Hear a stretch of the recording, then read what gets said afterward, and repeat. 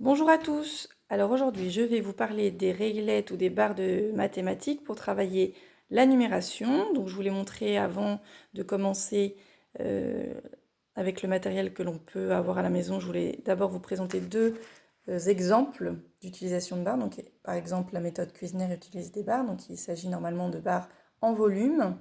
Et la méthode Montessori également utilise des barres de numération.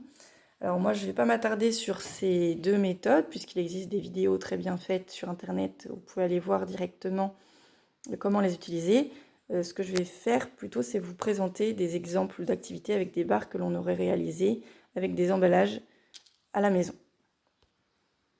Alors à la maison, vous pouvez préparer donc dans des emballages en carton des barres quadrillées comme ça, donc allant de 1 à 6 ou de 1 à 10 si vous le souhaitez. Donc les miennes vont jusqu'à 6.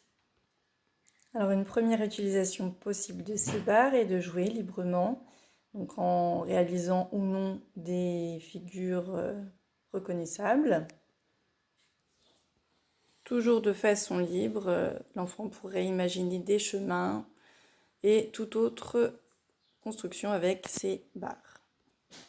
Une autre activité possible pourrait être de demander à l'enfant de réaliser un tri, donc mettre par exemple toutes les réglettes 1 ensemble, les réglettes qui font 2 ensemble, etc.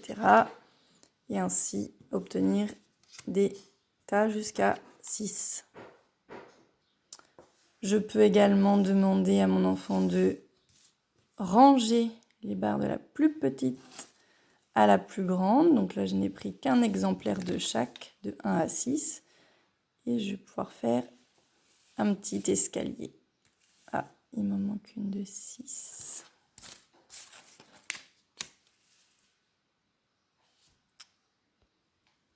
Je peux également travailler les compléments. Donc ici, à partir par exemple d'une barre de 5, je vais demander à mon enfant, bon, voilà, j'ai 5.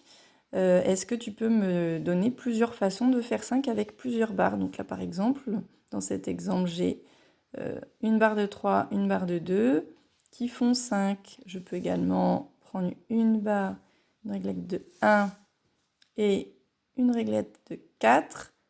Ça va faire aussi 5. Mais je peux aussi faire d'autres possibilités, comme 2 et encore 2, et encore 1, et ainsi de suite. Donc je pourrais en faire encore avec plusieurs petites unités, 5 unités.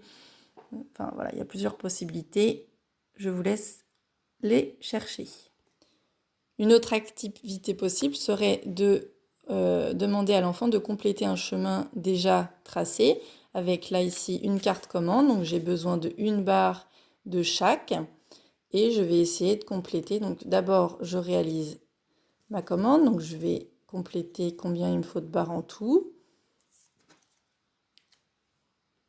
Donc voilà, j'ai mon matériel et une fois que j'ai tout mon matériel, je peux essayer de positionner sur le chemin les réglettes. Donc je vais faire des essais, des erreurs, je vais réajuster en fonction du résultat et je vais pouvoir par des tâtonnements retrouver la solution.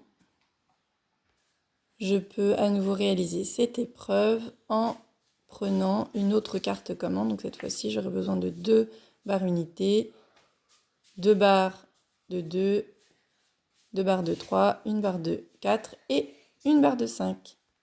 On peut également refaire cette activité sur un pavage cette fois que je complète en entier.